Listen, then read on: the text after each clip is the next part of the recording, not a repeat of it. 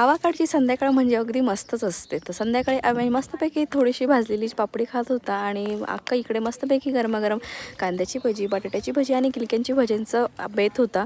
तर आणि मस्तपैकी इकडे चुलीवरती सुद्धा कोथिंबिरीचे पराठे आणि अशी रखरखीत विस्तू जो आहे ना तिथं आम्ही शेकत सुद्धा होतो, कारण पाऊस पडलेला होता आणि जोराचा वारा असल्यामुळे थंडी खूप होती आणि त्याच्यामध्ये असं जे गरमागरम जेवण होतं ते सगळ्यांनी आम्ही एन्जॉय केलं आणि एकत्र बसून असं छानपैकी एन्जॉय केलं.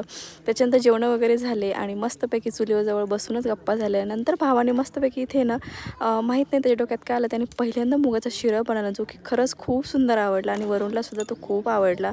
मी तर पहिल्यांदाच खाल्ला मुगाचा शिरा घरी, मी असताना ते कधी बनवलाच नाही त्याने.